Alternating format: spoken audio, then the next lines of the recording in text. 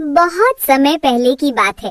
एक घना जंगल था जहाँ हर प्रकार के जीव जंतु रहते थे।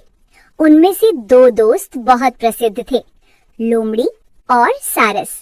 दोनों हर दिन साथ खेलते, बातें करते और जंगल में घूमते रहते। लोमड़ी चालाक थी, जबकि सारस सच्चा और सीधा साधा।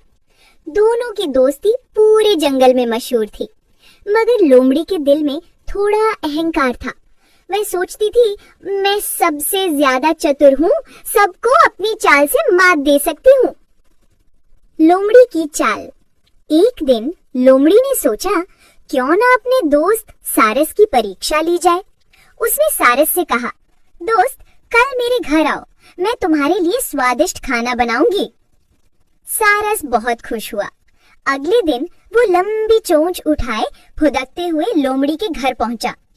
लोमड़ी ने पहले से ही स्वादिष्ट खिचड़ी बनाई थी, मगर बड़ी चौड़ी प्लेट में परोसी थी। खिचड़ी की खुशबू से सारस का मन ललचा उठा, पर जैसे ही उसने अपनी लंबी चोंच प्लेट में डाली, खिचड़ी फैल जाती और चोंच में कुछ न आता। वहीं लोमड़ी अपनी जीभ से चाट चाट कर मजे से पूरी खिचड़ी खा गई। सारस ने शर्माते हुए कहा, दोस्त, खाना तो बहुत स्वादिष्ट था, पर मैं खा नहीं पाया। लोमड़ी मुस्कुराई और बोली, अरे खाना तो सामने था, अब तुम्हारी चोंच लंबी है तो मैं क्या करूं?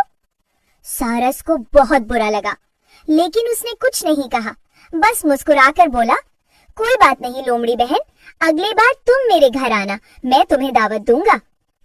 सारस की बुद्धि मानी। अगले दिन लोमड़ी बड़े गर्व से सारस के घर पहुंची।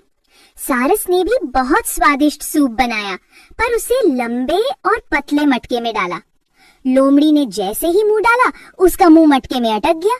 वह चाटने की कोशिश करती रही, पर सूप मुंह तक नहीं पहुंचा। दूसरी ओर सारस अपनी लंबी चोंच से मजे से सूप पीता रहा। लोमड़ी को अब अपनी गलती का एहसास हुआ। उसने शर्म से सिर झुका लिया। माफ करना मित्र, मैंने तुम्हारे साथ मजाक किया था, तुमने मुझे मेरी गलती का एहसास करा दिया। सारस मुस्कुराया। मित्रता में चाल नहीं, सच्चाई होनी चाहिए। दोनों ने एक दूसरे को गले लगाया और फिर कभी एक दूसरे से छल न करने की कसम खाई। कहानी की सीख, जैसा करोगे वैसा भरोगे।